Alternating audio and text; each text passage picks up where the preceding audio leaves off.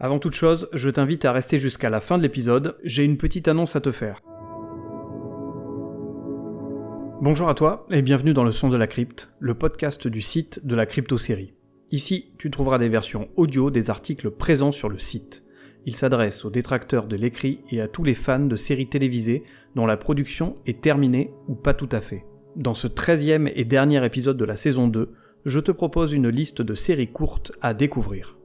Tu peux retrouver l'actualité et toutes les infos de la crypte en version écrite sur le site www.cryptoserie.fr et en version audio sur YouTube, Deezer, Spotify et autres plateformes de podcast. Allez, c'est parti pour ce nouvel épisode intitulé « Les séries courtes incontournables à regarder cet été ».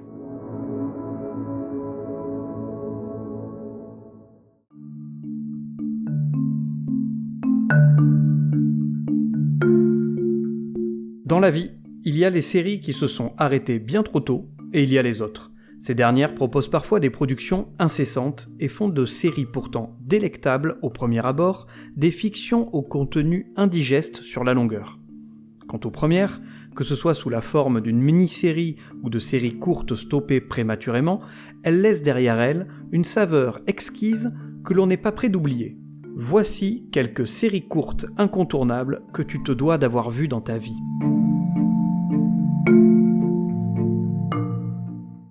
Alors pour être tout à fait transparent avec toi, cet épisode fait écho à un article de 2019 que j'ai mis à jour cette année exprès rien que pour toi. Il sera d'ailleurs certainement mis à jour chaque année à la même période avec l'ajout de nouvelles séries courtes que je te conseille vivement de voir au moins une fois dans ta vie. Trêve de blabla, c'est parti. C'est la pause estivale et les séries sont un peu moins nombreuses en ce moment. Telle une bouée à laquelle voudrait se raccrocher n'importe quelle personne sur le point de se noyer. Je me noie! Je vais me noyer! Je me noie! Je suis là pour t'aider à passer le cap d'un été en manque de séries. Tu te fourvoies, cher ami. Netflix nous livre ses meilleures séries cet été. Hier soir, j'étais en mode tranquille, pépouze, sur mon canapé avec mon bol de quinoa au chèvre frais, graines de courge et à la menthe poivrée de l'Équateur, en train de binge-watcher la saison 5 de la Casa de Papel que je n'avais pas encore pris le temps de regarder. Quelle honte. Mais c'est remarquable, mec. Netflix, franchement, c'est de l'art. C'est la mecque de la série culte. Alors, mon cher Bobo en pantacourt et idées courtes, je sais bien que Netflix a proposé ces derniers temps des séries très attendues. Pour ma part, j'étais d'ailleurs impatient de découvrir la saison 4 de Stranger Things, et je n'ai pas été déçu une seule seconde par cette nouvelle saison qui a su balayer d'un revers de la main l'inconsistance de la saison précédente. Pour ce qui est de ton admiration face à la chaîne à abonnement, pourquoi pas, mais ouvre un peu tes chakras et tu verras que Netflix n'est pas la seule à produire des séries de qualité, qu'elle n'a pas révolutionné la façon de concevoir des intrigues, et qu'elle n'est pas à l'origine de toutes les séries qu'elle diffuse. Ça va, on a compris. Ça va te la couper, mais non. Peaky Blinders n'est pas une série Netflix, mais bel et bien une production BBC. Tout comme La Casa de Papel est une production originale d'Antena 13, une chaîne espagnole. Mais c'est quoi cet accent débile ? Netflix rachète simplement les droits de distribution et donc de diffusion. Il s'agit d'un label qu'elle appose en début de générique en fait. Ce qui ne veut pas dire que la chaîne ne produit pas ses propres séries, soyons bien d'accord. Elle dispose de ses propres studios, commande et crée des séries. On peut citer entre autres, bien sûr, Stranger Things, House of Cards, 13 Reasons Why ou encore Umbrella Academy. Pour le reste, il s'agit tout simplement de séries dont Netflix a pu racheter les droits de diffusion pour sauver une série qui allait être annulée, à l'instar de Brooklyn Nine-Nine ou Lucifer, ou tout simplement parce qu'elle y voit un intérêt pécunier. Ce qu'elle a pu faire avec la Casa de Papel notamment. Après, il y a toute une histoire de droits et de pays de diffusion. Pour cela, je te renvoie vers le très intéressant article de Numérama intitulé « Pourquoi Netflix a tant de séries originales qui ne lui appartiennent pas vraiment ». Tu trouveras le lien dans la description ainsi que sur le site de la crypto-série. Bon, ce qui est certain, c'est que Netflix et consorts, Amazon, Disney+, etc., ont changé le paradigme de consommation d'une œuvre télévisuelle. Nous ne sommes plus dépendants du simple fait qu'une chaîne française daigne diffuser la série qui nous intéresse. Il est vieux! Il va crever! Comment ça je suis vieux ? J'avoue, j'ai quelques rides ici ou là, un ou deux cheveux blancs, mais c'est mon côté Georges, clowné. Bon, Pompidou, ouais, plus Pompidou que Clooney d'ailleurs. Il a un prénom ridicule et il est moche. Bon, il reste dans tout ça qu'on attend toujours impatiemment que la série désirée soit mise à disposition sur la plateforme de VOD. Une fois en ligne, on gère nous-mêmes notre consommation. On la regarde quand on veut, où on veut, sur plusieurs soirées ou d'une traite. On la binge-watch, comme disent les puristes. C'est des gros cons. Là-dessus, on est bien d'accord. Elles ont changé notre façon de consommer les séries, mais en rien la façon de rendre une série culte ou non. Soyons bien d'accord sur ce point, toutes les séries diffusées sur Netflix ne sont pas bonnes. La chaîne diffuse et produit elle aussi de la merde. Est-ce que c'est clair? Oui, sergent instructeur! Allez, je ferme cette longue parenthèse pour revenir au sujet du jour, à savoir quoi regarder en période de pénurie de séries. 5 hours later. Nous entrons effectivement dans une période où le gros des séries américaines, et principalement sur les networks, prend une pause bien méritée. Débute alors une période plus calme, avec toutefois quelques productions estivales. Donc, en attendant de retrouver nos séries préférées à la rentrée, il faut bien s'occuper, et quoi de mieux que de rattraper son retard. Fermez, moustache, je suis en retard. Ici, je ne vais pas te proposer de te mettre devant les 15 saisons d'urgence. Bien trop long, mais songe-y, car c'est la série médicale de référence. Grâce à elle, tu pourras briller en société, car tu connaîtras les mots NFS, chimie et yono.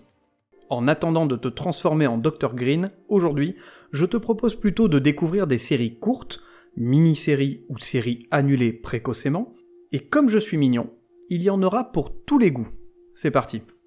Pour la première, il s'agit d'une série familiale, Angela, 15 ans. Angela Chase est une jeune fille de 15 ans. Entourée de ses parents Patty et Graham et de sa petite sœur Danielle, elle mène une vie paisible et heureuse. Pourtant, 15 ans est un âge difficile, où les adolescents se cherchent. La vie d'Angela connaît alors quelques chamboulements. Elle se teint les cheveux en rouge, elle décide de laisser tomber ses amis d'enfance, Brian, le jeune intello quelque peu insupportable, et Sharon, son amie de toujours. Elle se rapproche de Ryan, une jeune fille délurée et extravertie, et de son acolyte Ricky, un jeune gay qui se cherche. À tout ceci se greffe l'amour, et plus particulièrement, le premier grand amour, incarné par Jordan Catalano. En résumé, c'est sa soi-disant vie.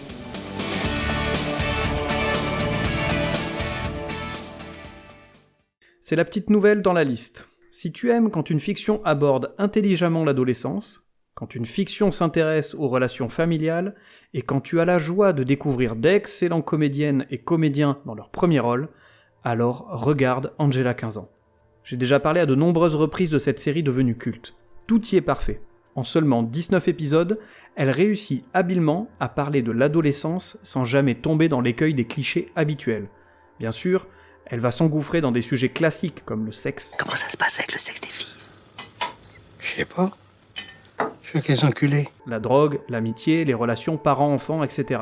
Mais elle le fait avec une telle subtilité et une finesse dans l'écriture qu'il est tout à fait possible de se retrouver dans les histoires de ces personnages. Le casting est une véritable force de la série, avec une alchimie entre Claire Danes, Angela, et Jared Leto, qui incarne Jordan Catalano. Ah, ça m'énerve, il se tape toutes les nanas, lui. Sale beau gosse. Je salue également aussi deux rôles dans la série, celui du père, interprété par l'excellent Tom Irvine, et celui de Ricky Vasquez, l'ami d'Angela, interprété par l'excellent Wilson Cruz. En résumé, Angela 15 ans est une série qui parlera à toutes les générations. Beaucoup de séries teenage devraient d'ailleurs la prendre pour exemple. Pour la série suivante, on va parler d'action avec Blood Drive. Le policier Arthur Bailey se retrouve malgré lui à concourir dans une course automobile sanguinaire accompagné de la belle et farouche Grace d'Argento. Tu aimes quand ça castagne? Quand la sueur coule le long des tempes des méchants? Quand le sang inonde le carrelage des cuisines? Alors regarde Blood Drive. Une bagarre! Et en plus de bons gros points dans la gueule et de litres d'hémoglobine, tu verras des fesses, des pectoraux luisants et bombés, des décolletés à faire rougir toutes les tomates du jardin, bref, de l'action pas fine pour un sou. En effet, Blood Drive, ce n'est pas intelligent, c'est bourrin, gore, et ça sent la sueur et le cul à plein nez. Mais qu'est-ce que c'est que cette odeur insupportable? Mais le tout est tellement bien orchestré qu'on en redemande. Et la série vaut le détour, rien que pour l'excellent Colin Cunningham, dans la peau d'un maître de cérémonie déchaîné et complètement azimuté. Il est complètement fou ce type-là. Troisième série courte, on part du côté de l'histoire avec House of Saddam.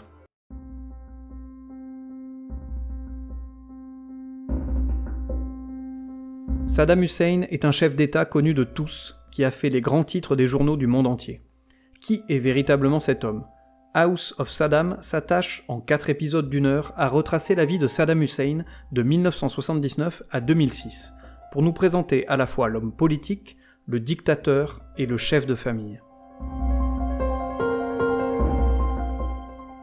Tu aimes quand ça parle de faits historiques, quand les personnages ont fait l'actualité de notre société, quand l'histoire et la fiction s'entremêlent, alors regarde House of Saddam. Et si en plus tu aimes les moustaches et les dictateurs, cette série est complètement faite pour toi. Je vois que tu me connais très bien. Mais surtout, House of Saddam est une remarquable série qui retrace factuellement la vie d'un homme à la fois emblématique et abominable. Elle vaut le détour pour sa justesse, l'interprétation des comédiens et des comédiennes, et bien sûr si tu as envie d'en savoir plus sur la vie de Saddam Hussein. Passons à de la comédie avec Me, Myself and I. My name is Alex Riley. And this is the story of my life. Me, Myself and I suit les aventures d'Alex à 3 moments de sa vie. Son enfance, autour de ses 40 ans, et une fois retraité. No, you do. There's just another man living in it. Tu aimes quand ça fleure bon les années 90, quand tu peux suivre un personnage à travers différentes époques de sa vie, quand une fiction est remplie de bons sentiments, alors regarde Me, Myself and I. Peut-être est-ce parce que j'ai grandi dans les années 90 que cette série me parlait. Peut-être est-ce aussi le côté sympathique des 3 générations présentées dans la série qui m'a plu. Ce qui est certain, c'est qu'à chaque épisode, un petit sourire s'installait sur mon visage. Engagé volontaire baleine, je te file 3 secondes.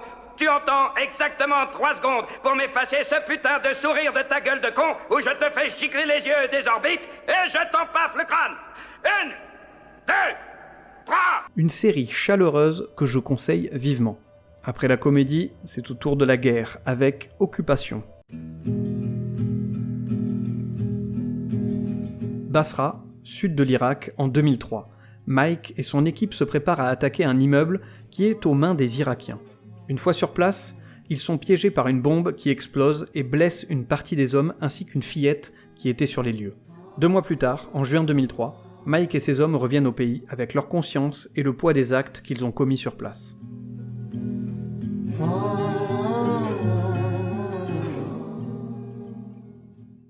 Tu aimes quand il y a des morts ? Quand les militaires en chient en mode trouble de stress post-traumatique ? Quand une fiction dénonce les affres de la guerre ? Alors regarde Occupation. Eh bien, c'est plus gai dans un cimetière. Cette série aborde finement la question du retour des militaires après avoir vécu l'horreur sur le front. En seulement 3 épisodes, Occupation réussit d'une main de maître à nous déstabiliser et nous mettre dans la peau de ces soldats. Et rien que pour James Nesbitt, que tu as pu voir dans Jekyll, Cold Feet et Lucky Man, cette série est incontournable. D'accord, très bien, je te remercie pour tes conseils. Que se passe-t-il du côté de l'horreur ? Eh bien, on trouve Dead Set. L'Angleterre connaît un drame sans précédent. Les morts reviennent à la vie et attaquent la population. Leur nombre s'accroît au fur et à mesure, ne laissant qu'une infime chance aux survivants de s'en sortir. Une poignée de personnes ignore encore le massacre qui fait rage dans toute l'Angleterre. Il s'agit des membres de l'émission de télé-réalité Big Brother. Les 7 participants et quelques membres du staff de l'émission se retrouvent vite confrontés à leur pire cauchemar.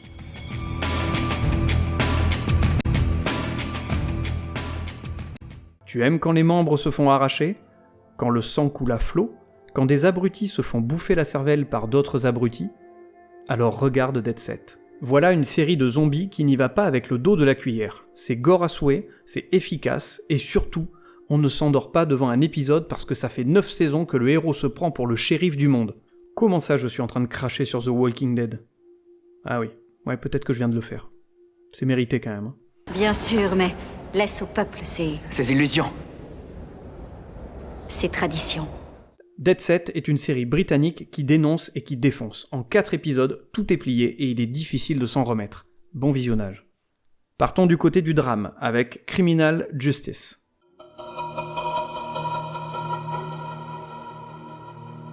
Lors d'une soirée, Ben Coulter fait la rencontre de Mélanie. Ils passent du bon temps ensemble dans les rues de Manchester, puis chez la jeune fille. Plus tard dans la nuit, Ben se réveille et découvre le corps sans vie de Mélanie, qui a été poignardée. Arrêté par la police, il est accusé du meurtre de la jeune femme. Ben se retrouve alors endigué dans un système judiciaire bien compliqué qui l'envoie en prison où il va devoir apprendre à survivre avec les autres détenus.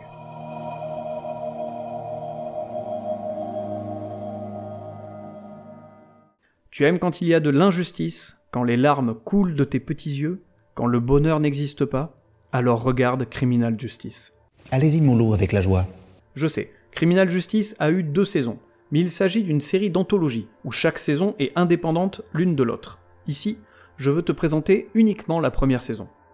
Encore une série anglaise qui en 5 épisodes réussit un coup de maître en nous offrant un drame judiciaire à la fois déstabilisant et suffocant. La série nous happe et nous maintient avec Ben, le personnage principal, dans une situation qui semble inextricable. L'interprétation de Ben Whishaw est remarquable du début à la fin.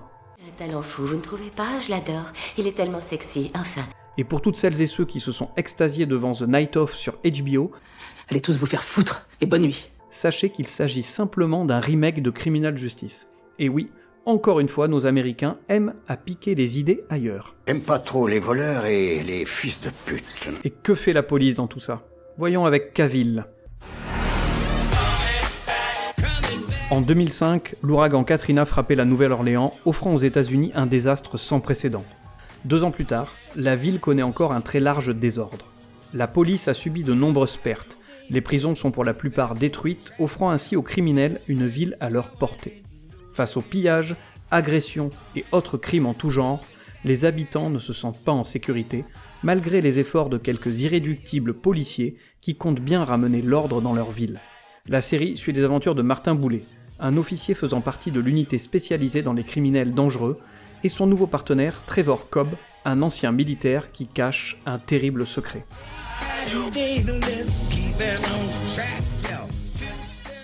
Tu aimes quand une fiction se déroule à la Nouvelle-Orléans? Quand un duo de policiers fonctionne bien?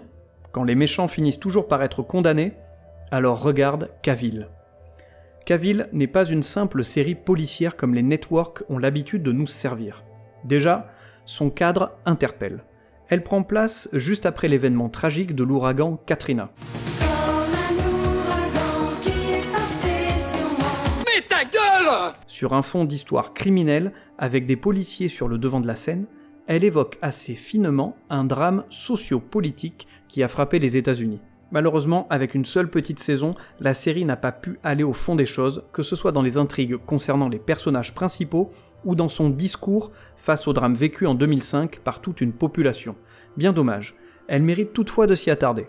Et terminons avec de la science-fiction et l'incontournable John Doe. Je me suis réveillé sur une île au large des côtes de Seattle. Je ne savais pas comment j'avais atterri là, ni qui j'étais, mais je savais apparemment tout sur tout le reste. Il y avait des choses me concernant que je ne comprenais pas, cette cicatrice. De ne voir qu'en noir et blanc. Une claustrophobie extrême.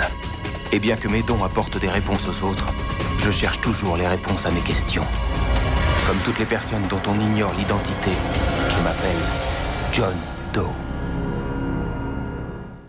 Tu aimes quand des hommes se réveillent nus sur une île? Quand un personnage est en quête de vérité? Quand une fiction te promène d'énigme en énigme? Alors regarde John Doe. John Doe n'est pas la série du siècle, on est d'accord. Elle a cependant un capital sympathie indéniable. L'intrigue est cool quand on a envie de savoir qui est John Doe et pourquoi il est omniscient. Et on aime aussi un peu son côté désinvolte. Je vous trouve bien impertinent, mon cher ami. Trop, peut-être. Et puis Dominique Purcell dans tout ça est tout simplement parfait dans ce rôle. Et puis c'est certain qu'il n'est pas emmerdé par un crétin tatoué jusque dans la rondelle qui veut le faire sortir d'une prison. C'est quand même mieux.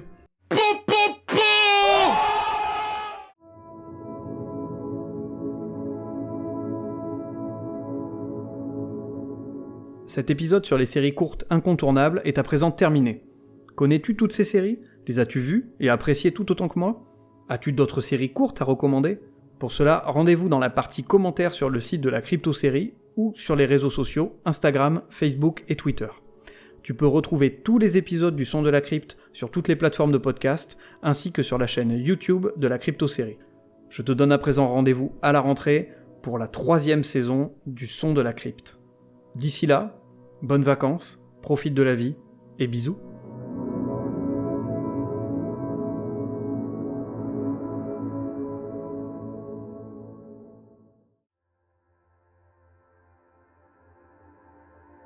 Bon, si tu es resté jusque-là, c'est que tu as envie d'entendre cette fameuse annonce.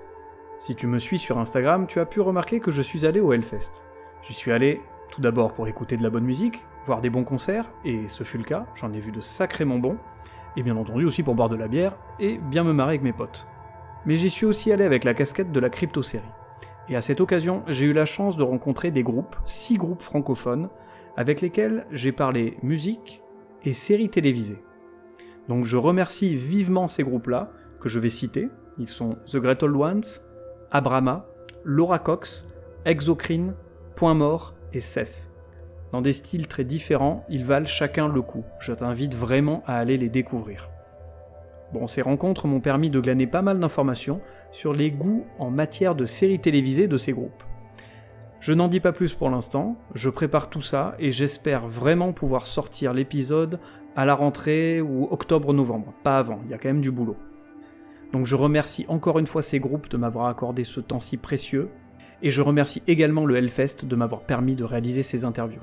Pour découvrir tout ça, il faudra donc être patient, mais je pense que ça vaudra vraiment le coup, et ça te permettra aussi de découvrir quelques très très bons groupes français.